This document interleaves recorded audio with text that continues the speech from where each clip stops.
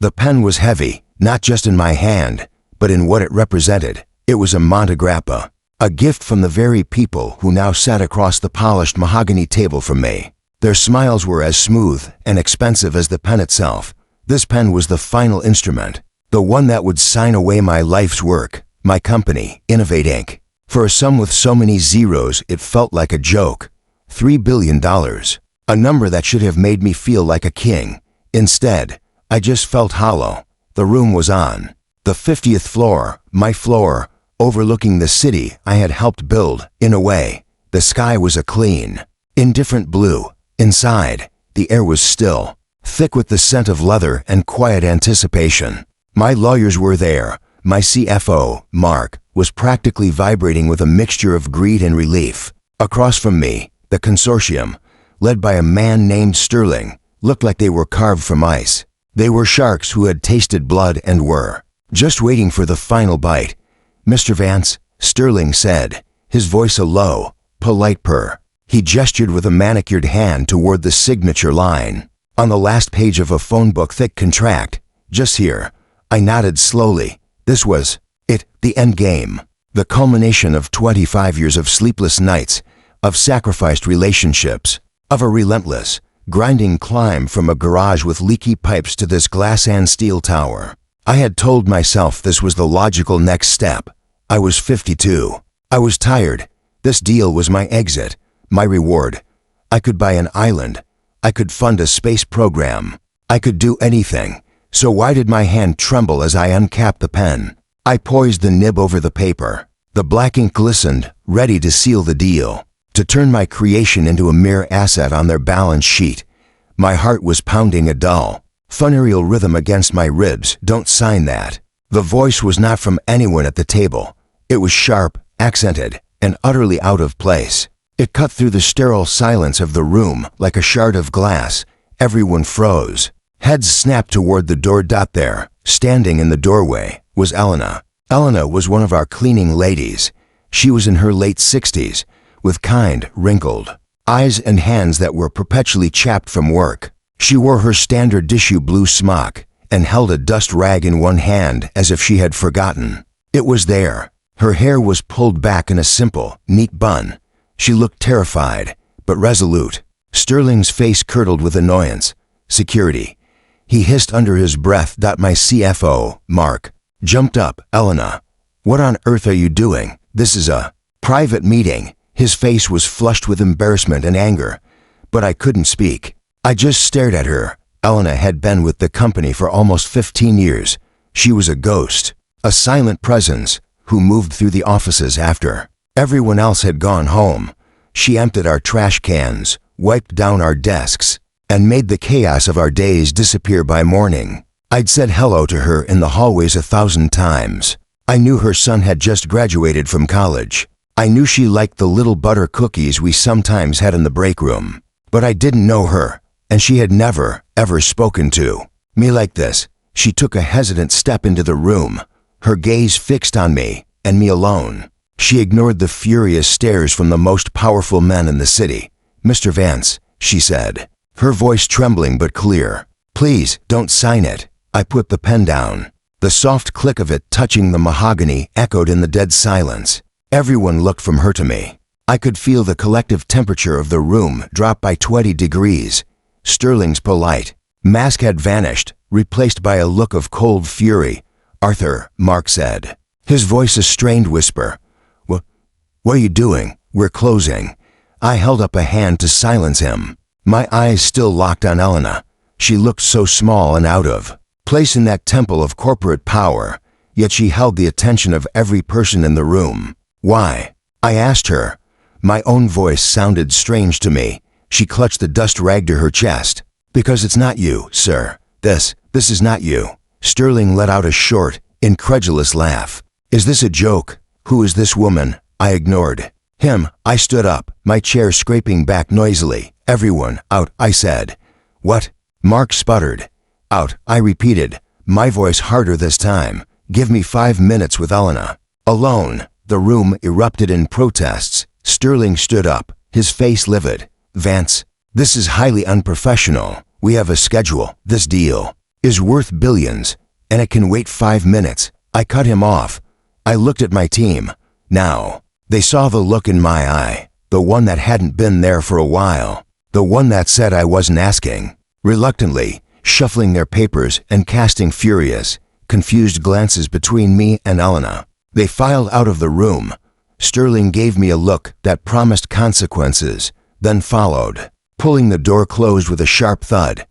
Now it was just me and Elena in the vast, silent boardroom. The contract lay on the table between us like a dead thing. She looked down at her feet, suddenly seeming to realize the magnitude of what she had done. "I'm sorry, sir. I will be fired." "I know, but I could not watch you." "Won't be fired, Elena," I said softly. I walked around the table and gestured to one of the plush leather chairs. "Please sit." She looked at the chair as if it might bite her, then perched cautiously on the very edge of it. I pulled up a chair and sat opposite her, not as a CEO to a cleaner, but as one person to another. "Tell me what you mean," I said. "It's not you." She took a deep breath. "I have worked here since 2008. I came here after my husband passed. I needed a job, any job. You hired me, but you did not just hire me, you remember?" I searched my memory. It was a blur of long days and endless stress. "I'm sorry, It was Christmas Eve," she said, her voice growing stronger. "I was cleaning your office. You were still here. You were always still here. You were eating ramen from a cup and you had papers all over the floor. You looked so tired. I was quiet, trying not to disturb you. But my phone rang. It was the hospital. My son, Marco. His asthma was bad. He was having a terrible attack. I started to cry because I did not have the money for the new medicine they said he needed." The story pricked at a distant memory. I remembered a woman crying in my office late one night. "You heard me," she continued, her eyes filling with tears. "You stopped everything. You came over and asked me what was wrong. I was so ashamed. I told you it was nothing, but you sat with me. You made me tell you. And then you opened your checkbook, right there. You wrote a check for $5,000. You said, 'Go, be with your son. Tell the doctors to give him the best of everything.' You called it a Christmas bonus." I remembered now. I remembered the desperation in her eyes. It hadn't felt like a big deal to me at the time. It was just money. I had it. She needed it. It was a simple transaction. That money, it did not just buy the medicine. "Mr. Vance," she said, her voice thick with emotion. "It bought us time. It gave my Marco a chance. He is a graphic designer now. He works for a good company. Because of you." I felt a warmth spread through my chest, a feeling so foreign I almost didn't recognize it. It was pride, but not the kind that came from a stock price or a successful product launch. It was something real. "That's the man who built this company," she said, gesturing around the room. "Not the man signing that paper. I see things, you know. I am invisible here, so I see everything. I see the young people you give chances to. I remember when Sarah at the front desk was a single mother with no experience, and you trained her yourself. I see the engineers who stay late, not because they have to, but because they believe in what they are building. They believe in you." She leaned forward slightly. "These men," she said, nodding toward the door. "I hear them talk in the hallways when they visit. They talk about synergies and redundancies. Do you know what redundancies means, Mr. Vance? It means people. It means Sarah. It means the boy in the mailroom who is putting himself through night school. They are going to chop this company into pieces. They will sell the parts and fire the people. They don't care about innovation. They care only about the number on that paper." Her words hit me harder than any market analysis ever had. She was right. I'd read the sub-clauses. I knew there would be restructuring. I had just rationalized it. I'd told myself, it was just business. "I clean your private office every night," Elena said, her voice dropping to a whisper. "For 10 years, you have had the same coffee mug on your desk, the one that says world's best boss that your first employees gave you. It is chipped on the rim. Every time your assistant tries to throw it away, I take it out of the trash and I wash it and put it back on your desk, because it reminds me of that man, the man who ate ramen and wrote a check for a cleaning lady's son." She looked at the contract on the table. That man would not sell his family for money. And this company, it is your family." She stood up. Her piece said, "I am sorry to have disturbed you, sir. I will go now." "Wait," I said, standing up as well. My throat was tight. The hollowness inside me was gone, replaced by a raging, tumultuous sea of emotion, shame, regret, and a flicker of something I hadn't felt in years, passion. She had held up a mirror, and I didn't like the reflection I'd seen. A tired, empty man about to sell his soul. The man who had started with nothing, who had believed he was building something that mattered, had gotten lost somewhere along the way. He'd started believing the numbers were the goal, not the people, not the dream. I walked back to the head of the table. I picked up the expensive pen. Then I looked at the contract, at the neatly typed words that would dismantle my legacy. I thought of Sarah at the front desk. I thought of the young engineers, arguing passionately about code in the cafeteria. I thought of a young man named Marco, who was able to breathe easy because of a simple act of kindness. And I thought of the chipped coffee mug. I capped the pen, the click resounding with finality. Then I walked to the door and opened it. The hallway was a tableau of impatient, angry men. Sterling, Mark, the lawyers, they all turned to look at me, their faces expectant.